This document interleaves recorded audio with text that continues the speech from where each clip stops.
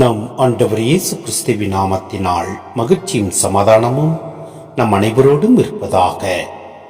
திருத்துதர் பணிகள் 17:24-30 முடிய.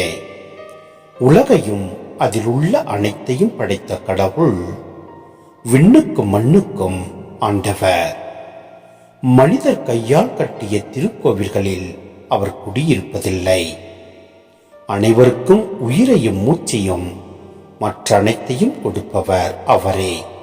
எனவே மனிதர் கையால் செய்யும் ஊழியம் எதுவும் அவருக்கு தேவையில்லை.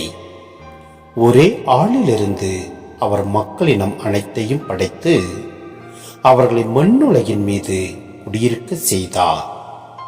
அவர்களுக்கு குறிப்பிட்ட காலங்களையும் குடியிருக்கும் எல்லைகளையும் வரையறுத்து கொடுத்தார்.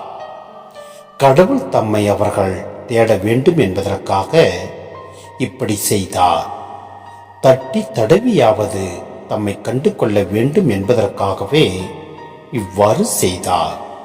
ஏனெனில் அவர் நம் ஒவ்வொருவருக்கும் அருகிலேயே உள்ளார். அவரை சார்ந்துதான் நாம் வாழ்கின்றோம், இயங்குகின்றோம், இருக்கின்றோம். உங்கள் கவிஞர் சிலர் கூறுவது போல நாம் அவருடைய பிள்ளைகளே. நாம் கடவுளுடைய பிள்ளைகளாய் இருப்பதால் மனித கற்பையினாலும் சிற்ப வேலை திறமையாலும் உருவாக்கப்பட்ட பொன் வெள்ளி கல் உருவங்களைப் போல கடவுள் இருப்பார் என நாம் எண்ணுவது முறையாகாது. ஏனெனில் மக்கள் அறியாமையில் வாழ்ந்த காலத்தில் கடவுள் இதனை பொருட்படுத்தவில்லை. ஆனால் இப்போது எங்கும் உள்ள மக்கள் யாவரும் மனம் மாற வேண்டும் என்று அவர் கட்டளையிடுகிறார். சிந்தனை: நம் ஆண்டவர் நம்மை அவரது திட்டத்துக்கு ஏதுவாக நம்மை படைத்து இவ்வுலக படைப்புகள் அனைத்தையும் படைத்து நமக்காக கொடுத்துள்ளார். ஏனெனில் நாம் அவரை தட்டி தடவியாவது நாம் கண்டு கொள்ள வேண்டும் என்பதற்காகவே நம்மை உருவாக்கியுள்ளார். நாம் அவரோடு வாழ்கின்றோம், அவரோடு இயங்குகின்றோம்.